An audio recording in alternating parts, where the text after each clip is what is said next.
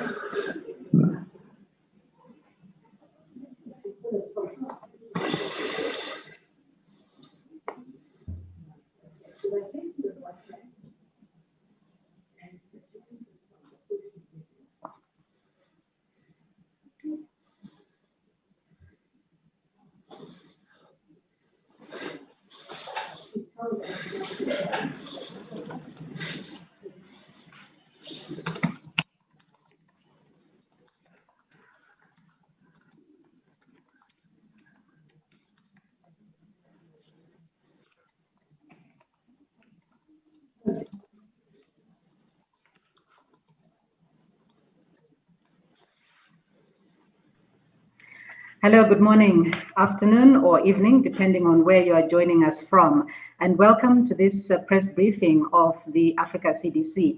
Of course, being an institution of the African Union. My name is Wayne Musabayana, and I'm Head of Communications at the African Union Commission. Now, today we are joined, as usual, by Dr. John Nkengasong. Dr. John is the Director of the Africa Centers for Disease Control and Prevention, the Africa CDC. Also from the Africa CDC, we have Dr. Merawi Arago, and he is the Incident Manager for Ebola for the Africa CDC. You will remember that we do have ongoing incidences in the DRC and in Guinea-Conakry. Today, we are also very happy to welcome someone from South Africa, and that is Professor Salim Abdul Karim. The professor is the Director of the Center for the AIDS Program of Research in South Africa. He is also the co-chair of the South African Ministerial Advisory Committee on COVID-19, but he also serves as a member of the African Union's African Task Force on the Coronavirus. As usual, we'll start off with a briefing from Dr. John. We'll move on to Dr. Merawi, and then we'll come to the professor for his briefing on COVID-19. Thereafter, we will then have our Q&A session, during which we invite you to send your questions to this WhatsApp number, +251 94 2310. That's +251 94 2310. You can also come to us live with your questions or utilize the Q&A section of the Zoom platform. The languages that we are using today, we are coming to you in English and in French. Well, so much for our introductions. Let me now invite the Africa CDC Director, Dr. John Nkengasong, for his briefing on COVID-19. Dr. John, you have the floor. Thank you, Wayne, and a very good morning to all the colleagues on this platform this morning. And as usual, I'd like to thank the healthcare workers who are serving as frontline fighters every day and working relentlessly to protect us and make the continent safe. And especially at these critical times as we move into vaccination of our people. I really personally would like to welcome Professor Salim Abdul Karim, who is a colleague for many, many years, a good friend, and we have been working closely since the start of this pandemic on the continent to find solutions, continue to adjust our strategies as we fight this incredible and unprecedented pandemic. Professor Karim also serves as the co-chair of the consortium for the clinical trials on COVID-19 in Africa with Professor Samba Sow from Mali. And I must say they have been doing an incredible job in guiding that working group as we look for solutions on vaccines. I think I'm particularly honored that he's joined me today to really expand on the vaccination and vaccines that we are seeing or beginning to see and that they arrive on the continent. What an exciting moment, historic moment but what a remarkable challenge that still remains ahead of us. As usual, before we get to the professors, Karim, let me give you a brief update of where we are with the pandemic, where Africa CDC is with respect to supporting member states, and lastly, to give you an update on the overall, at a much higher level, panoramic view of where we are with vaccinations on the continent. As of 9 a.m. East African time today, the African Union member states have reported the following. The total number of cases across 55 member states as of this morning stands at 3.9 million cases of COVID-19, and that represents 3.4% total cases globally. As usual, the recovery rate continues to be impressive. 89% of the individuals or people that have been infected have recovered. That is about 3.5 million total. In terms of deaths, we have recorded as a continent 104,000 deaths, and that represents a case fatality ratio of 2.7%. This is troubling because our case fatality ratio has increased or continues to increase compared to the global case fatality ratio, which stands at 2.2%. In terms of the number of countries that are in Africa that are reporting the highest caseloads, they include South Africa with 1.5 million cases, Morocco with 480,000 cases, Tunisia 235,000 cases, Egypt 184,000 cases, and Ethiopia 160,000 cases.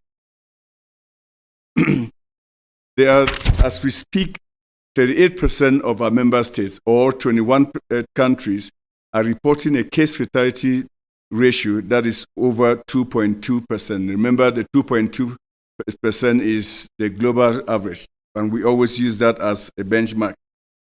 Let me now segue to the variants. 13 member states have reported the presence of the 501YV1 variant, in other words, the lineage B117.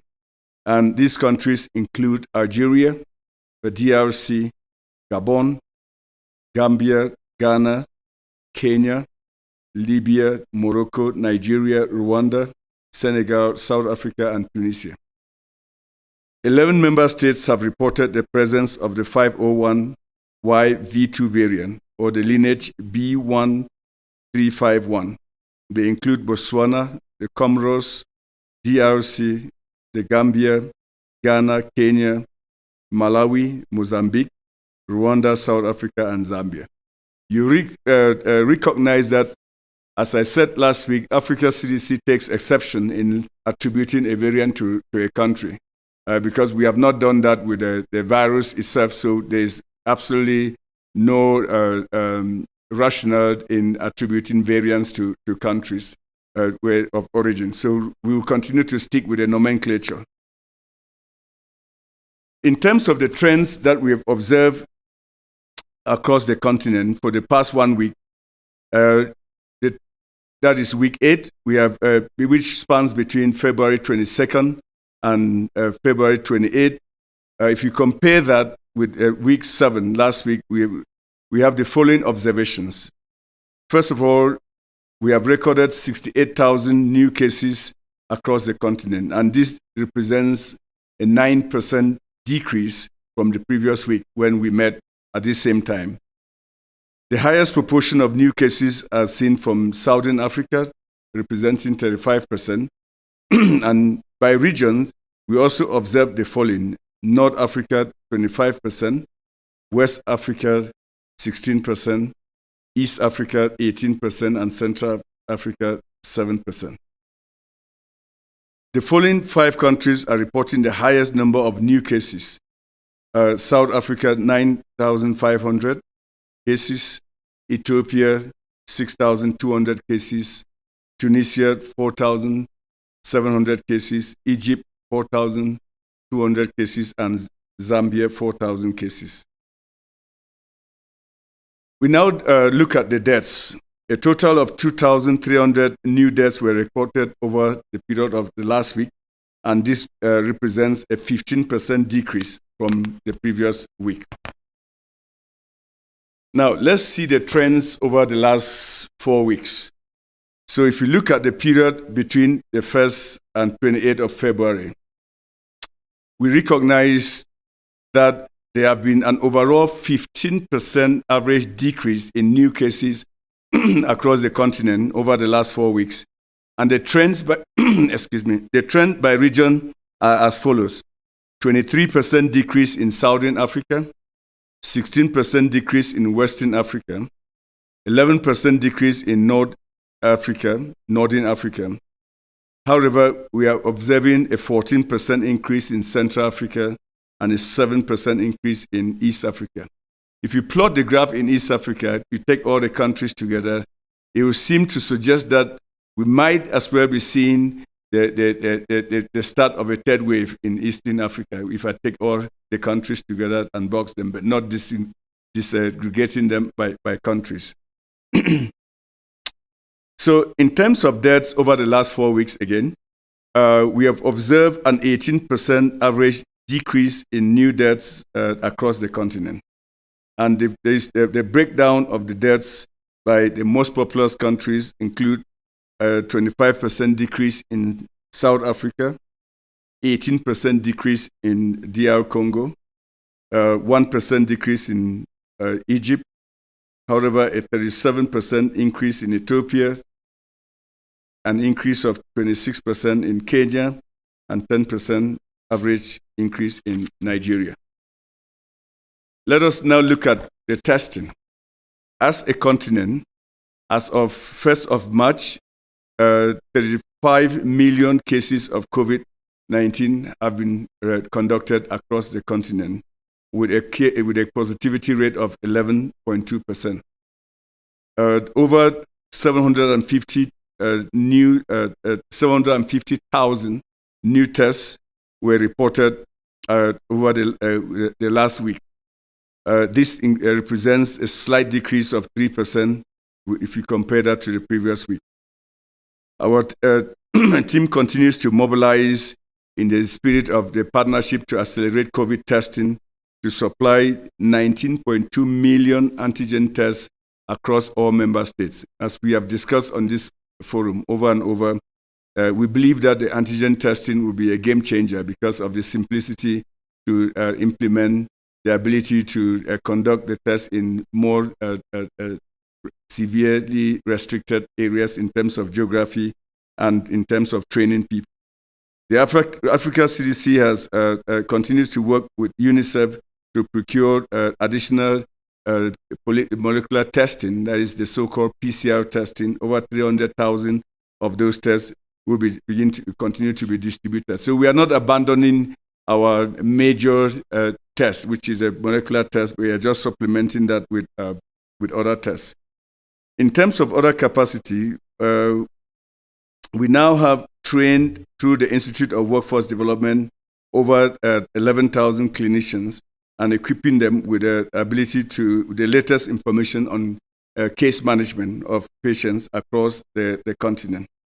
We have also, in the last week, begin training of healthcare workers on vaccination, and that will be in partnership with the Project Hope from the US and Brown University, where just last week we trained over 150 clinicians and AP managers in Ethiopia and South Africa. And such training will continue in the coming weeks, especially with the Francophone speaking African countries. Let me just conclude by expanding on the vaccine activities. As you've all heard last week, this week was like, I'll call it a tipping point in what we have been expecting, where many countries started receiving vaccines from the Covert facility, and we are extremely appreciative of that.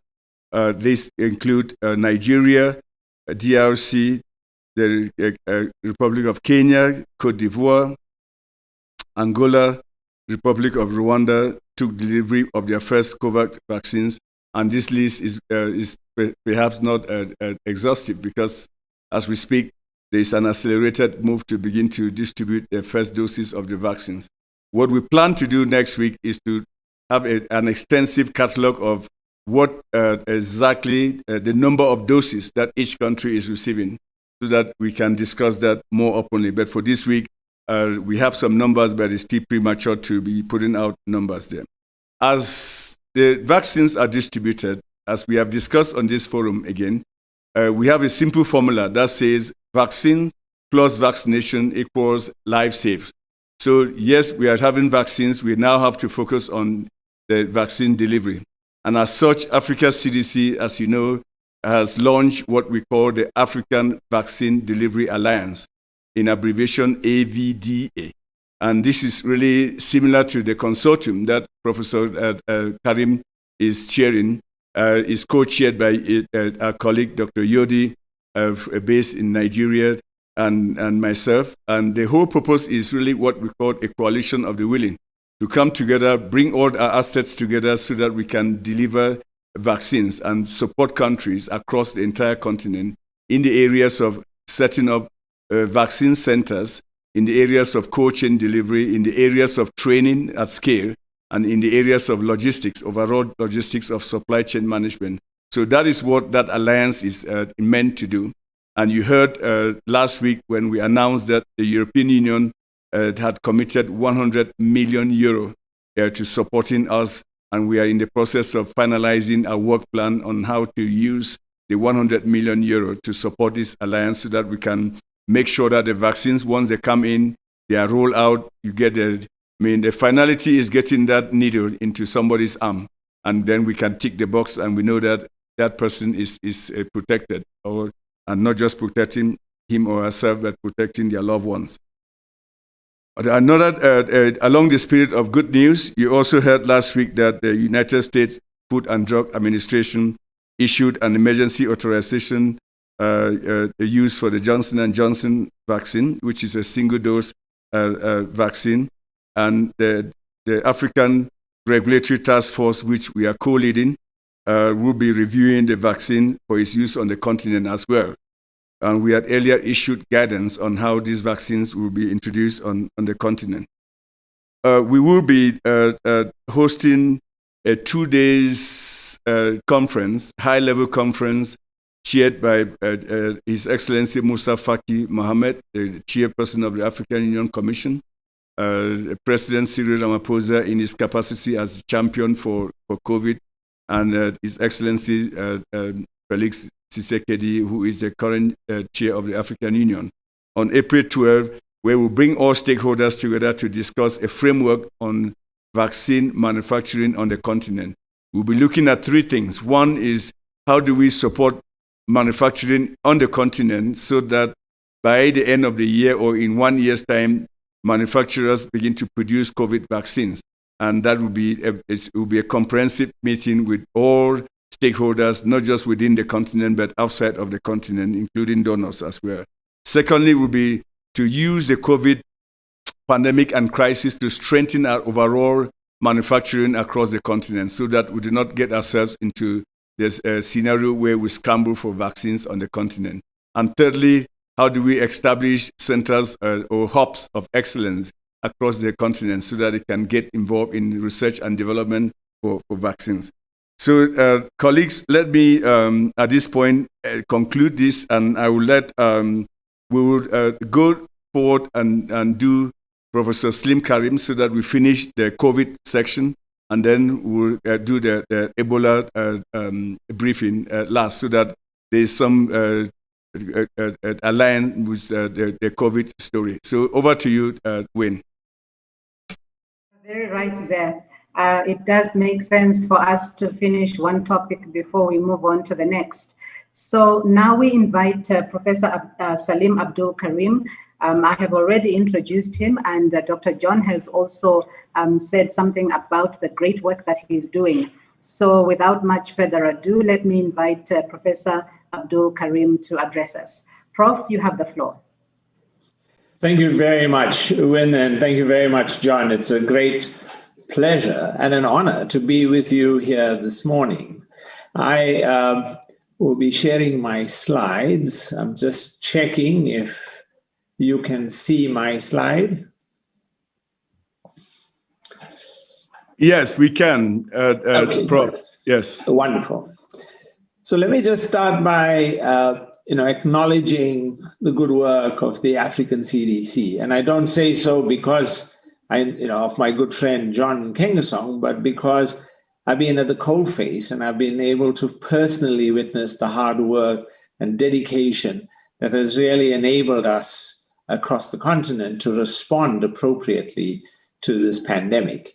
So what I want to do in the next 10 to 12 minutes is I'm going to tell you quickly about epidemic trends and about variants. And let me start off with, what's the situation in the world? Well, we all got a surprise that in the middle of January, on the 11th of January, the epidemic started declining at a global level.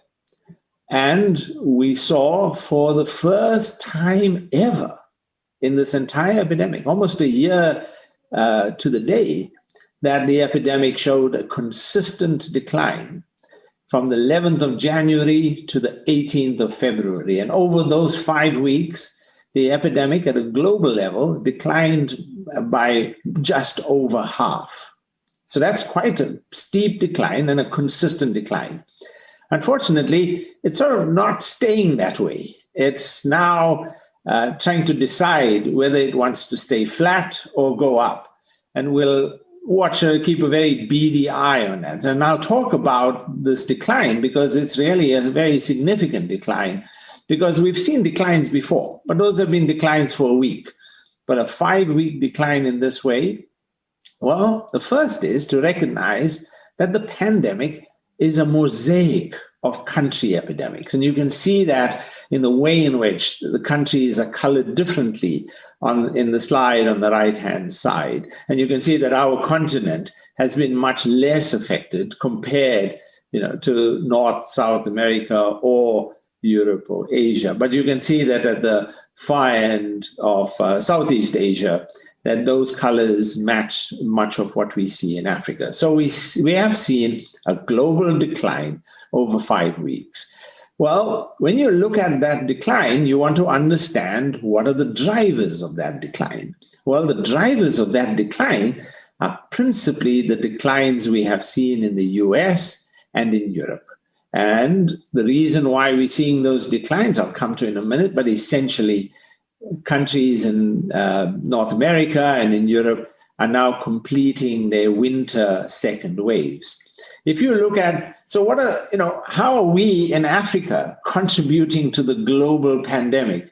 Well, I have to say, thankfully, a very small contribution. If you look very carefully, you'll see Africa right at the bottom, above March 1st, 2021.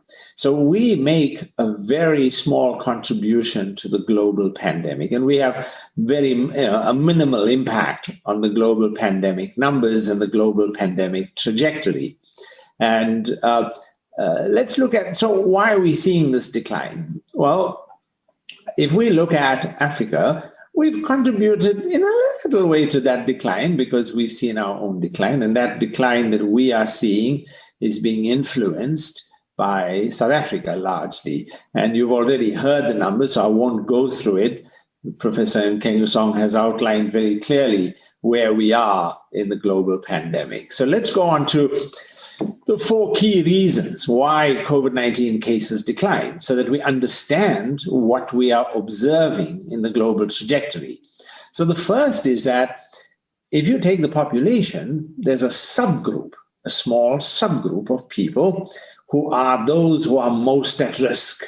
So those are the individuals who move around a lot.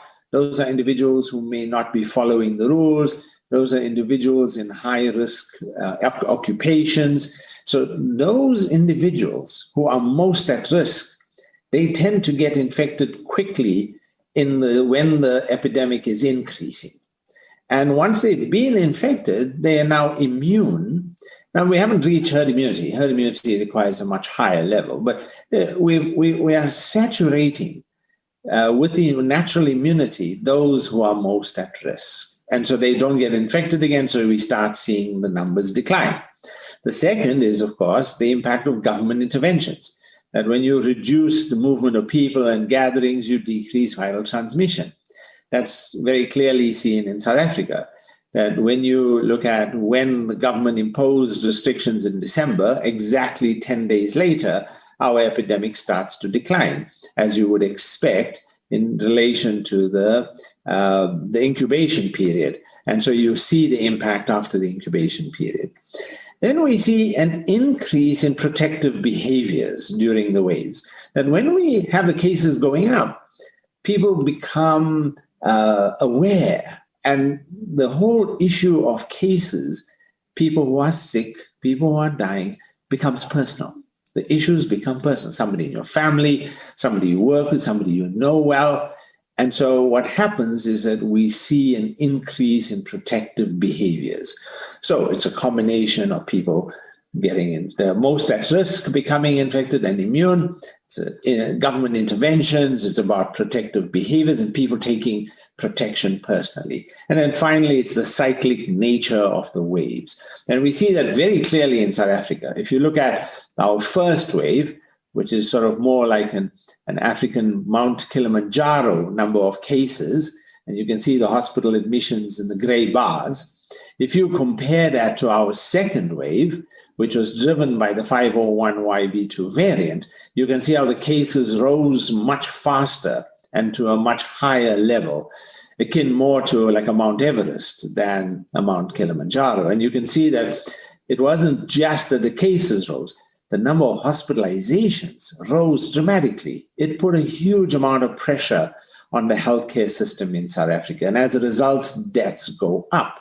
So we have now recovered from the second wave. The cases have declined for the reasons I've just outlined. And we are now in a situation of low transmission. And the government has eased restrictions and we are back to level 1, which is the lowest level of the restrictions that we have in place. So that's where we are in South Africa. I'm going to talk very briefly now about variants, because this picture that you see in our second wave is a picture of the impact of the 501YB2 variant. So what do we know? Well, globally, there are 3 variants of concern. The first is called the B117, and that was first described in the UK. It has lots of mutations, 23, but importantly has this one key mutation in the receptor binding domain, in that part of the virus that attaches to the human cell. Then you have the 501YV2 variant we described from South Africa in December. And there, the difference is that this variant has 3 mutations in that key part of the virus that attaches to the human cell. And then more recently, we've seen from Manaus in Brazil, the description of the P1 variant, which has more mutations and also has the same 3 key mutations in the receptor binding domain. So globally, we have these 3 variants of concern. The one I'm going to talk about is the one in the middle, the one that we know is present in South Africa and indeed is now occurring in other countries as well. So what do we know? Is it more transmissible? Is the virus spreading faster? Well, let's just look at one province in South Africa. If we look at the Western Cape and you look at its first wave in the light green line, you can get some idea of what the wave looked like. Compare that to the second wave, driven largely by the variant. You can see that the cases rose much faster, higher, and then from the peak declined quite rapidly as well. So if you compare the two, it took the Western Cape 50% faster to reach 100,000 cases in the second wave, 54 days, compared to the first wave, 107 days. Now, there are many caveats to just drawing a simple comparison, but it gives you some idea of what the difference is. Our colleagues from the London School of Tropical Medicine and Hygiene have done a modeling analysis, and they find similarly that the variant is 50% faster in the way in which it's transmitted. So the variant spreads faster. So what do we know about whether it escapes immunity? So this is a bit of a challenge because we want to know, can you get reinfected? If you were infected in South Africa's first wave with the previous variants of the virus, are you protected against this new variant? Well, just serendipitously, a vaccine trial that was being done in South Africa had 31% of its participants had past infection. And they measured the attack rate. And what they show is an attack rate of 3.9%. And it was the same whether you had past infection or you didn't have past infection. This is the first empiric evidence we have to show that past infection provides only minimal protection against this variant. And it's been confirmed by a range of laboratory studies. Penny Moore's group, based at the NICD in Johannesburg, and Alex Segal's group, based here, they're just one floor above me, their labs have shown that when you look at convalescent serum from South Africans who were infected in the first wave, you get... I'm just waiting for James to mute himself. You get high levels of immune escape with the 501YV2 variant. So it looks like that protection from the first wave is not provided against this new variant. But as you might have heard yesterday, our scientists have found that if you do get infected with this variant, that it stimulates very good immunity against itself. And so you would be well protected against getting this virus. And because of its cross-immunity with many of the other variants, it also does well in preventing the previous variants. So what do we know about vaccines? How do these variants impact vaccines? Well, if we look at the B117 variant, there's minimal impact. You see slight declines in neutralization, and there are different assays that are used. I won't bore you with those details. But if we look at the 501YV2 variant, and I've here listed the 8 vaccines for which we have clinical data of efficacy, but not all of them we've got evidence yet of how their immune neutralization is impacted. But we can see that for the 501YV2, we have differing levels at which the vaccine immunity that's in the blood of vaccinees, we look at how well can they kill this 501YV2 variant. And what we find is that the activity of their antibodies is lower. Now, what does that mean? It's not very clear. It's still under deliberation as to what these mean. But let's look at clinical efficacy. Does the variant impact how effective it is? And we only at this point have evidence from 3 vaccines. And on 2 of them, we only have evidence for mild disease. We only have evidence on mild and severe disease for 1 vaccine, and that's the Johnson & Johnson vaccine. Well, if we look for mild disease, we see for AstraZeneca that the vaccine is 70% efficacious in the UK and Brazil, but only 22% effective in South Africa in the midst of the 501YV2 variant. Similarly, the Novavax vaccine was 89% effective in the UK, but 49% effective against the 501YV2 in South Africa.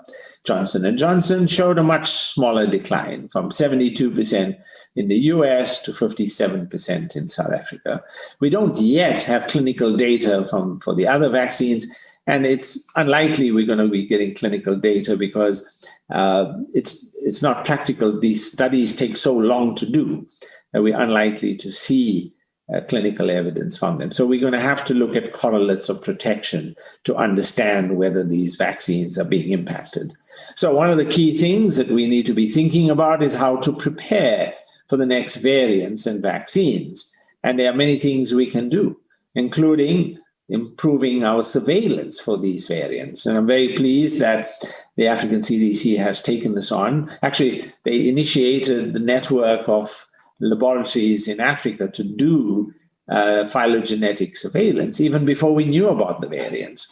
And we know that we've got teams like Happy in Nigeria and Tulio in South Africa, and they've all come together to help us ensure in Africa that we are monitoring what our variants look like. And that will give us important information so that we understand what we're dealing with in the virus. And then, of course, there's certain things we need to do. We need to be creating repositories. We need to be developing the capacity to produce vaccines reactively. And now almost every company is making a new vaccine.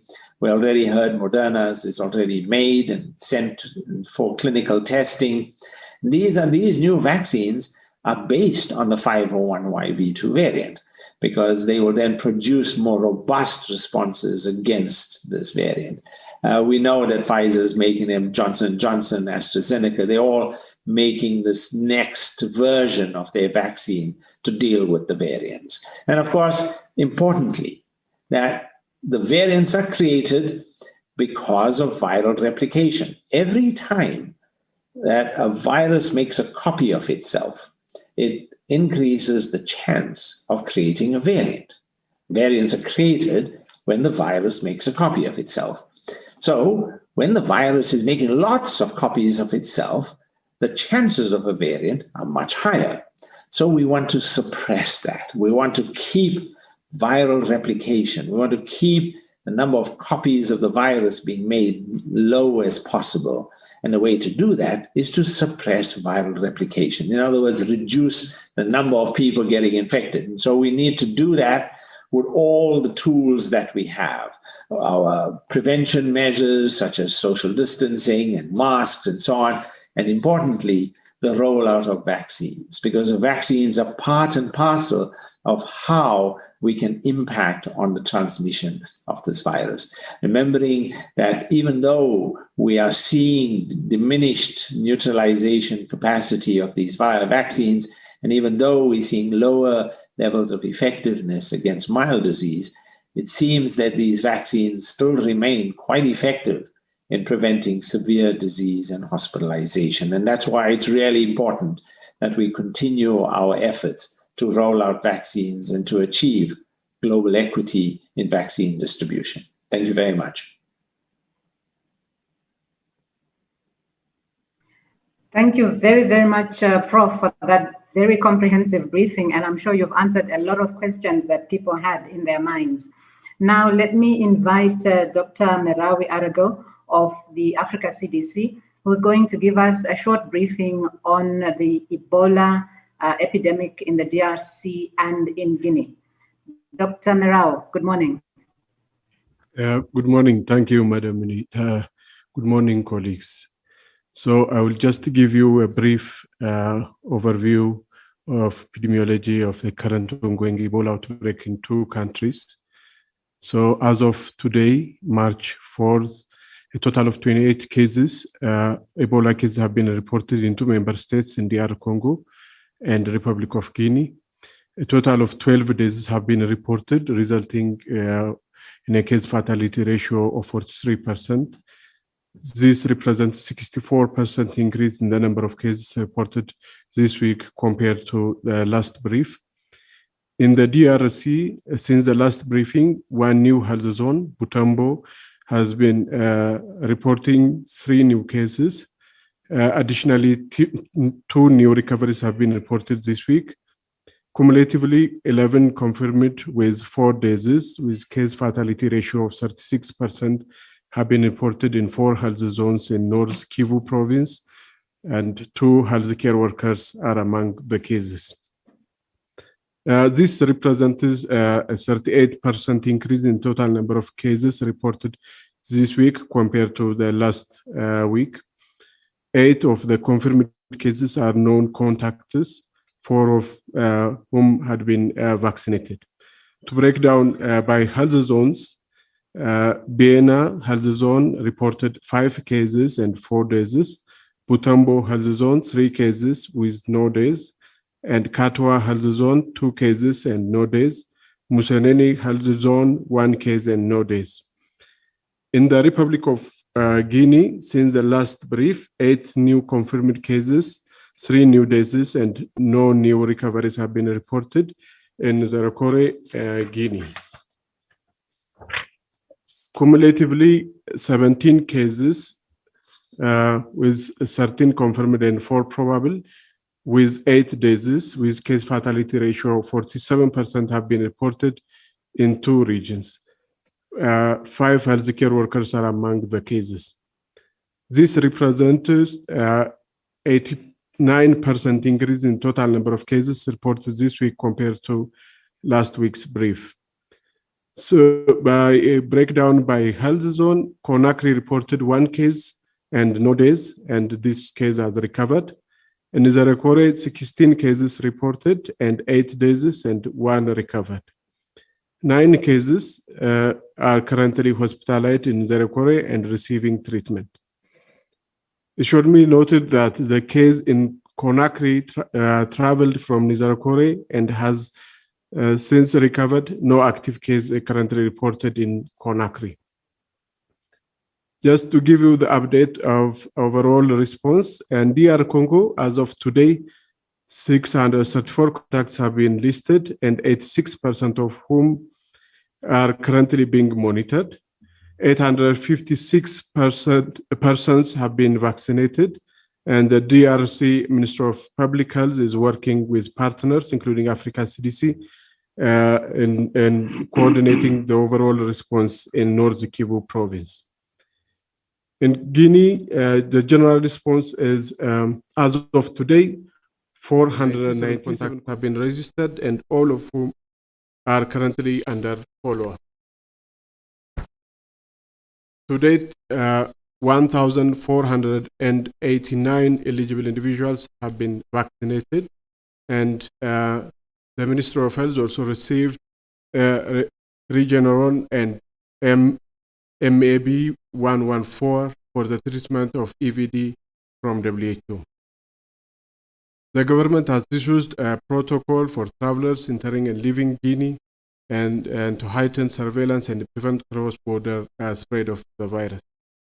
In this endeavor, Africa CDC is supported and working closely with both DR Congo and Guinea.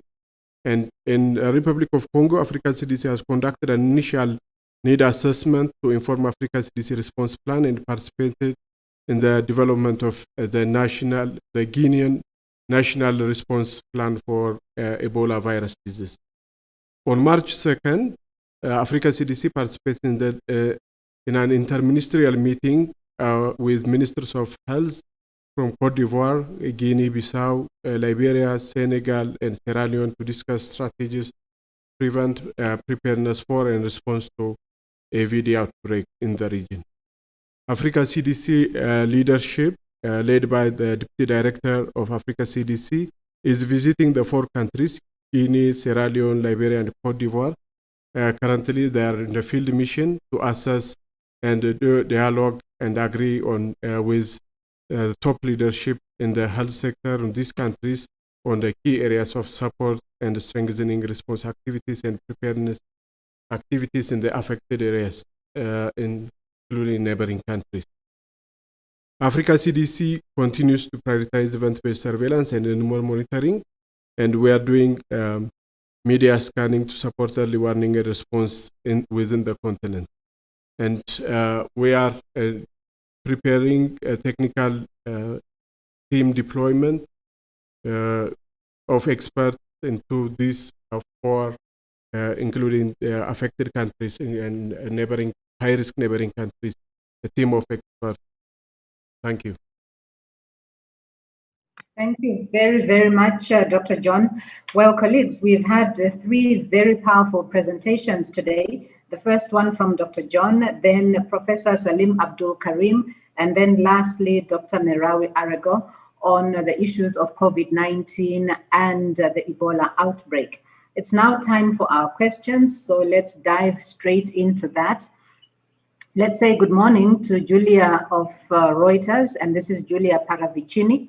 And Julia says, last week you said that 270 million doses would be allocated by this weekend, and that you would share the list of countries which received those doses.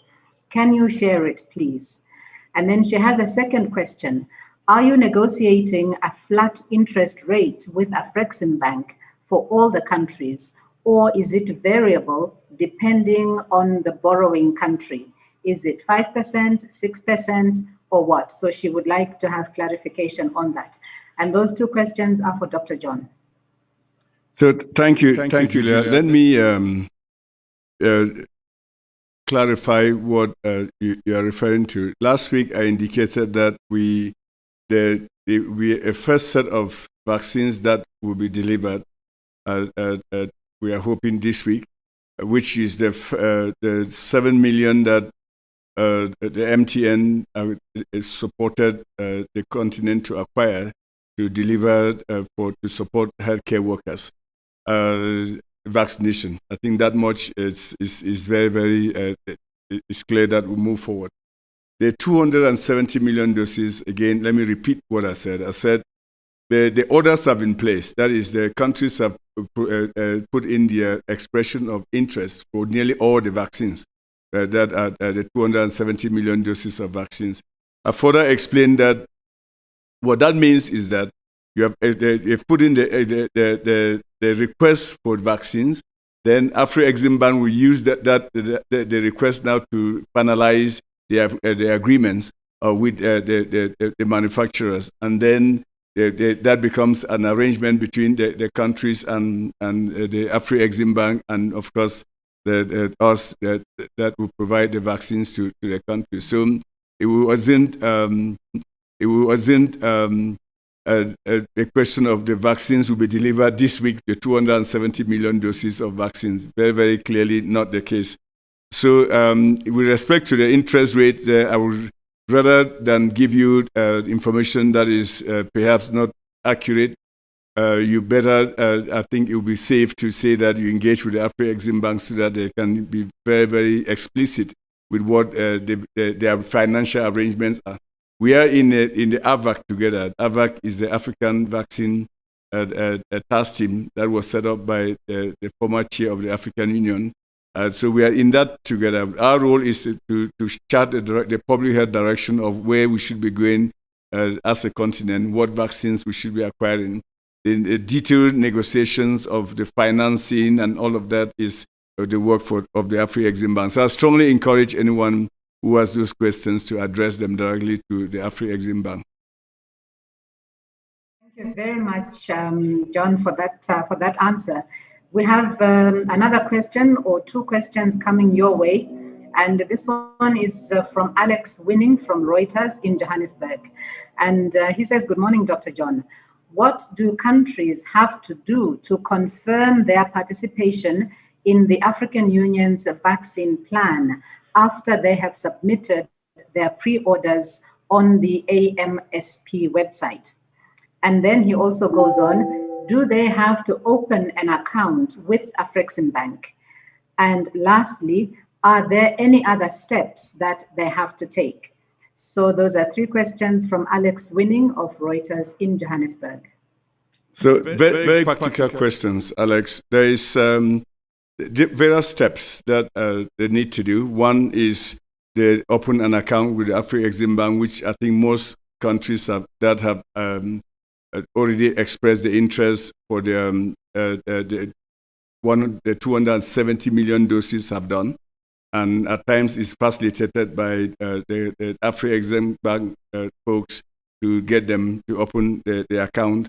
And then secondly is that they now have to remain in negotiations with the Afro-Exim Bank for any clarification. I mean, our job is to inform the countries what the doses are on the platform, then link them up into the platform, and then they carry on the negotiation there. So I think that is what it is. We are now in the process of finalizing those contracts with the manufacturers there. So that is all the back-end work that, again, takes some time to finalize, but that work is being done every day. And I mean it every day, every 8 p.m. There's a task force that comes together to review the progress and advise countries on where they are in the process in that whole process. We have colleagues who want to ask questions online. Let's start by saying good morning to Girum Chala. Girum, how are you? And please go on with your question. Good morning, Madam Wayne. Can you hear me? Yes, I can hear you very well. Please proceed.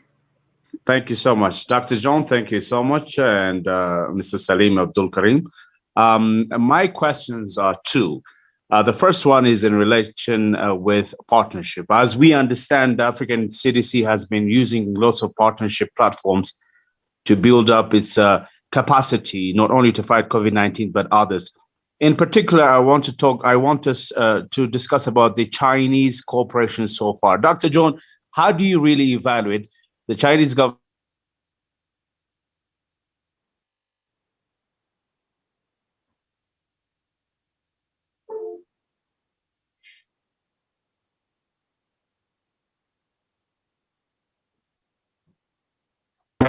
providing for the continent in form of this financing of the construction of Africa CDC HQ?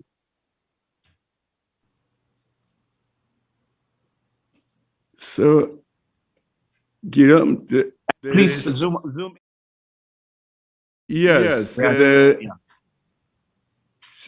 I don't know if I want to be sure that I answer the correct question, because you dropped a little bit there, and I only heard towards the end where you talked about financing and the headquarters. If you don't mind repeating your question. I want to be sure that I'm answering the right question. Yeah, please. But we can't see you, Doctor. You're off. Yeah, they are working. They are the back end. They are trying to fix, I think, whatever the technical team is doing. You'll see me shortly. Yeah. Now I can see you, and then okay. We kindly can use this Zoom, because at the end of the day we're going to use this particular footage. So I'm only seeing 3 pictures. Kindly help us, because I don't want us to have a problem later when we share the video. Okay, I can repeat the final question, or I can repeat both very quickly. The first one is on partnership with the Chinese government when it comes to the fight against COVID-19, the provision of consignments and others. How do you really, in general terms, evaluate that, including the provision of vaccines for the continent? Number 2, Africa CDC HQ under construction at the moment. Very exciting for all of us. The Chinese government has provided finance and other things. How do you really also see that? What is China giving Africa in terms of Africa CDC HQ construction?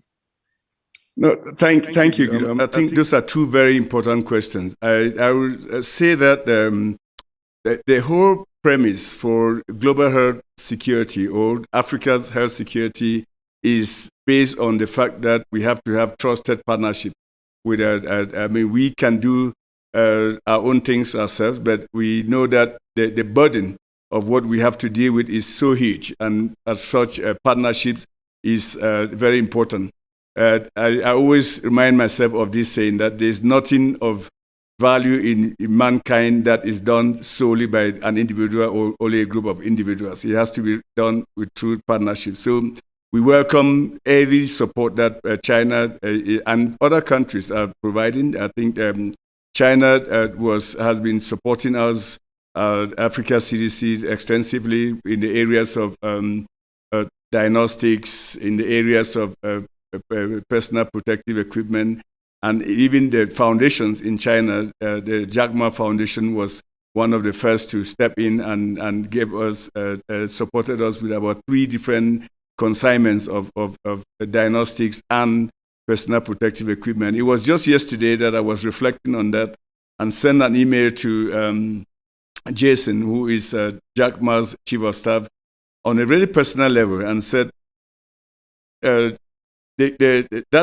foundation met us at a point of need last year when we were very, very desperate, and I would forever remember that. That was very appropriate and very timely. So I think we value that. And all other countries have supported us since then. They probably had England, the government of the UK, the European Union, the United States, and Canada, the government of Canada, and Korea. The problem with listing names here is that you get into trouble, because one, you forget somebody's name inadvertently, and then you get into trouble. But I just want to say that we truly appreciate the tremendous support, including from the foundations like the SCORE Foundation, Bill and Melinda Gates Foundation, Mastercard Foundation, and many others that have really supported us. With respect to the HQ, you know that the groundbreaking occurred last December, and we continue to be very excited with the prospects of that, having our own headquarters, our own campus, and we look forward to the day that we invite you and have this press conference live from the new headquarters of the Africa CDC in Addis Ababa. Thank you very much, John. We move to our WhatsApp chat, and we have a number of questions actually that have come in from Sarah Jerving, who is with DevEx, and she has 3 questions. But I think what we'll do is that we'll give the first one to Professor Abdul Karim, and that is the question: what percentage of positive samples do you want countries to perform genomic sequencing on? So, Prof, I wonder if you have a comment on that before we move on to the next 2 questions from Sarah. Sure, thank you very much, Win. So it's being discussed at the World Health Organization as to what is the minimum benchmark for phylogenetic surveillance. And I think at this point, there isn't a set number.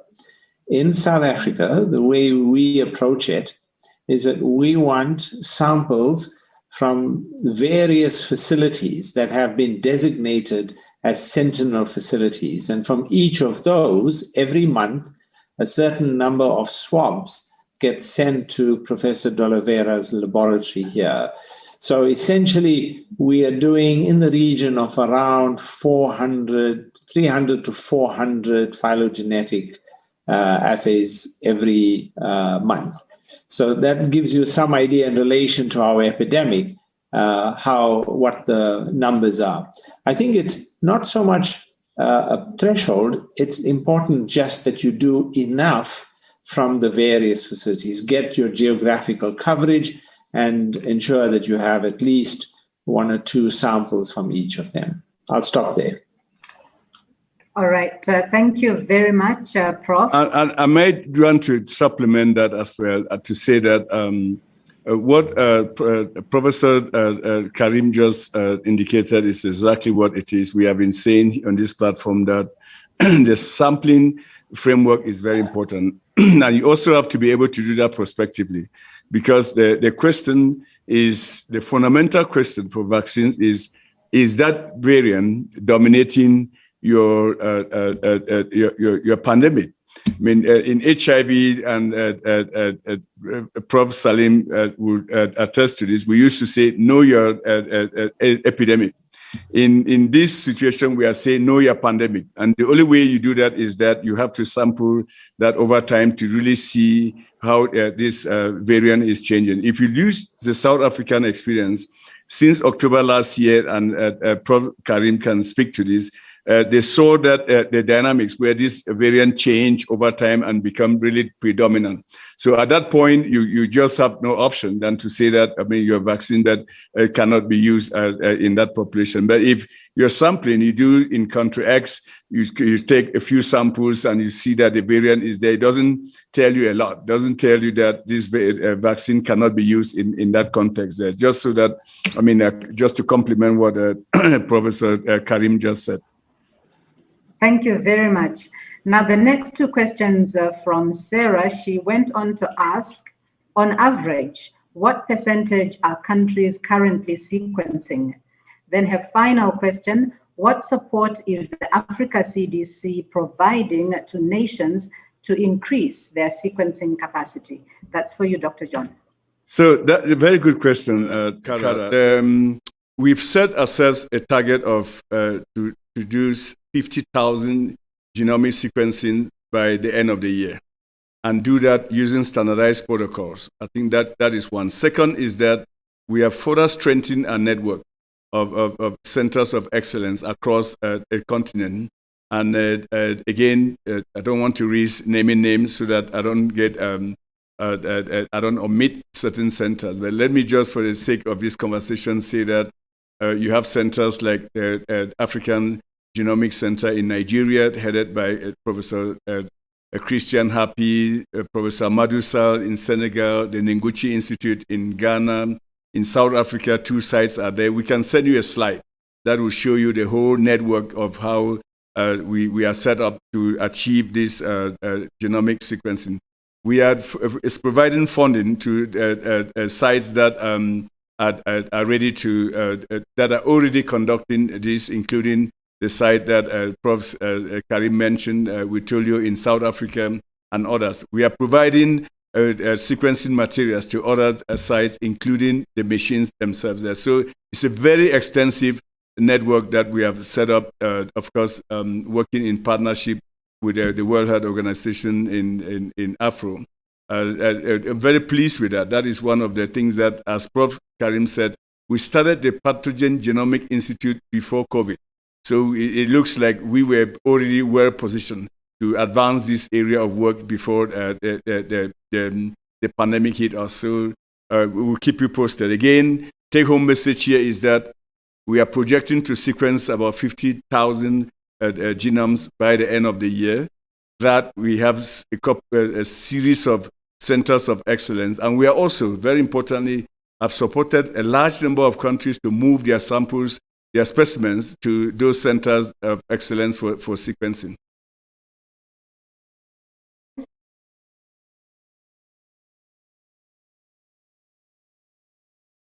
Standing 11 a.m. meeting. So thank you very much, Prof, for having joined us. We move on with Dr. John, and this next question comes from Lucia Blanco Gracia from the Spanish news agency.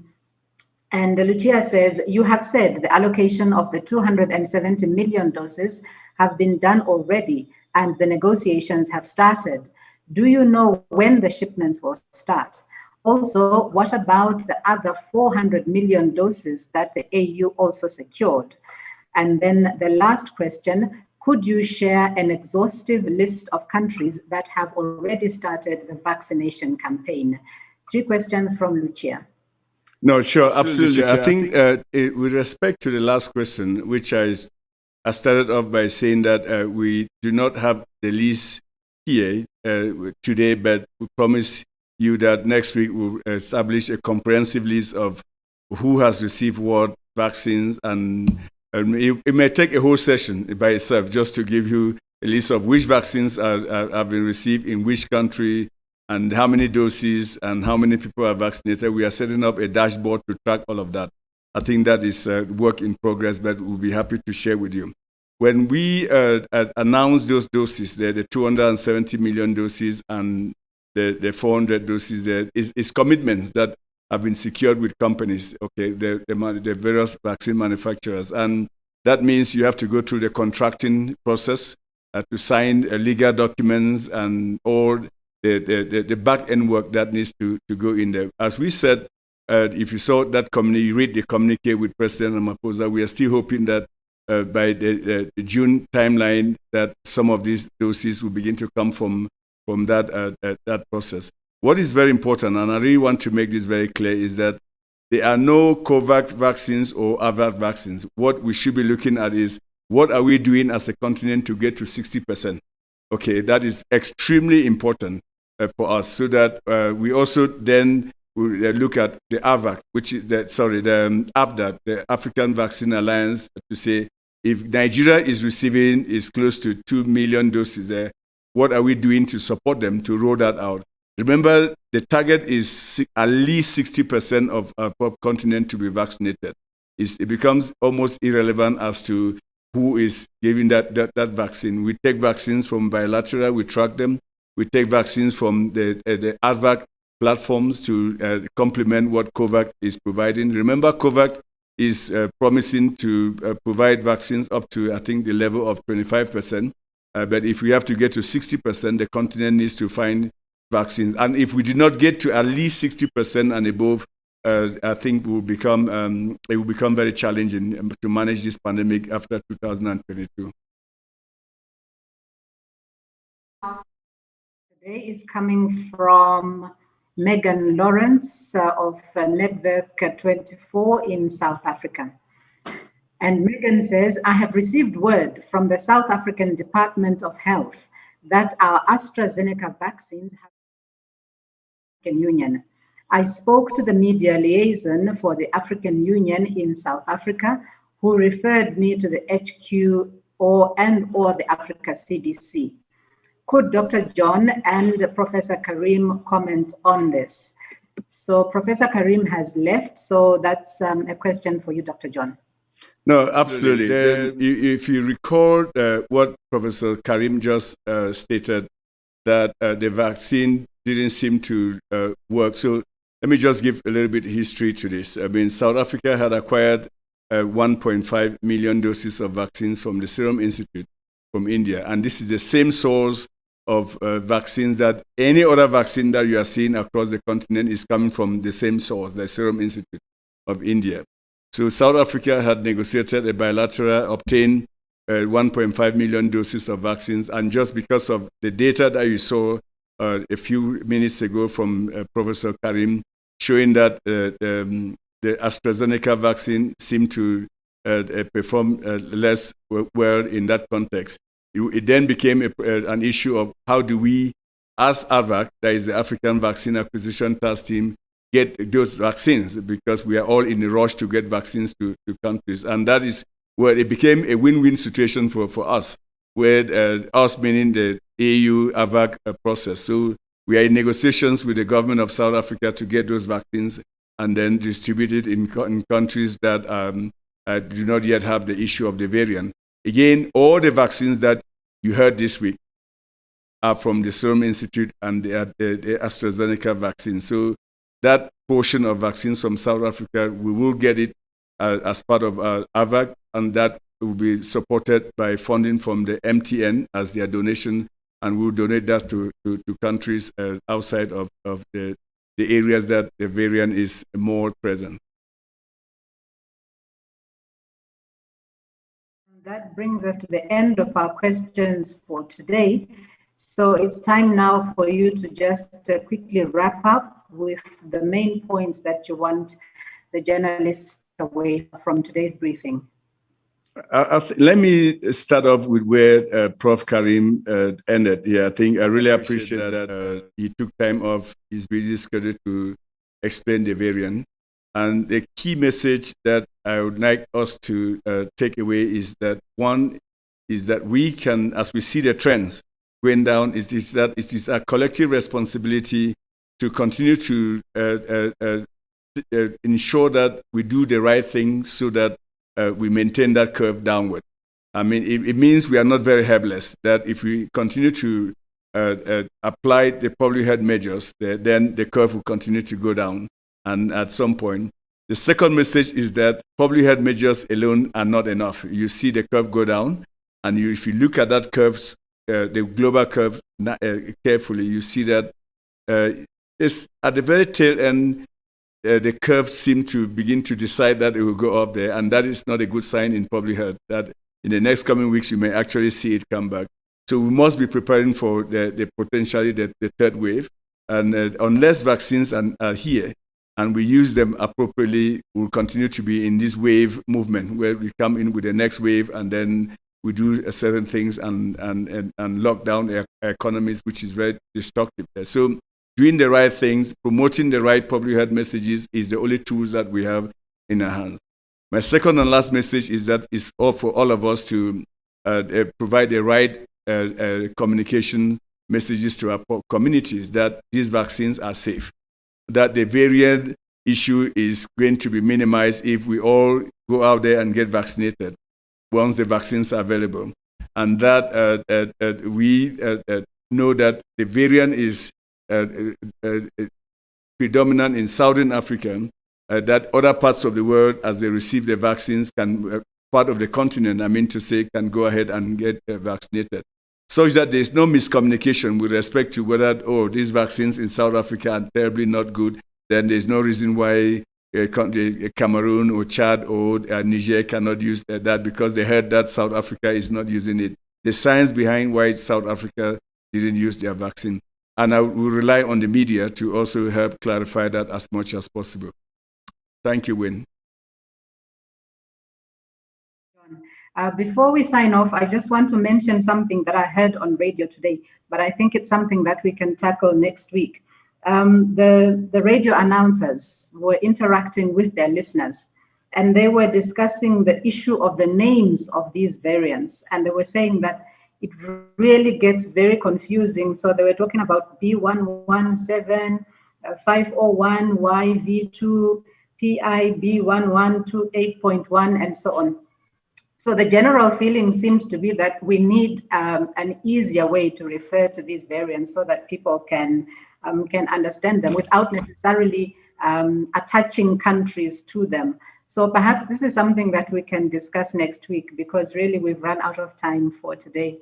Unless if you want to make I agree with you fully. Let's devote a session next week or in the weeks ahead to discuss that. But there should be a group at the WHO that comes together to provide nomenclature. As you heard me say, we take an exception in attributing a variant to a country, because if we didn't do that with the virus, and it's also not helpful, because it begins to stigmatize people and also stigmatize countries. There, the nomenclatures for now are very scientific.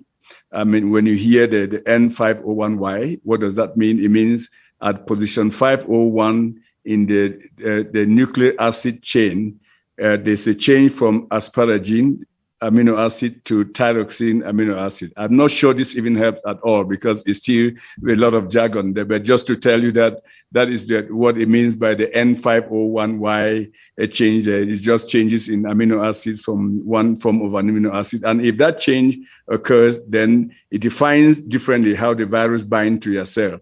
If the initial amino acid there on that protein was asparagine, and it changes to thyroxine, it may completely change the way the virus sees your cells. That is all it is. But we can have a different discussion at a different time. All right. I'm glad to hear that, because I think the ordinary people on the street would really appreciate knowing how to identify the different variants. But for now, let me thank you very much, Dr. John Kengasong, the Director of the Africa Centers for Disease Control and Prevention at the Africa CDC, Professor Salim Abdul Karim, who is the Director of the Center for the AIDS Program of Research in South Africa, who is also co-chairing the South African Ministerial Advisory Committee on COVID-19, and is also a member of the African Union's African Task Force on Coronavirus.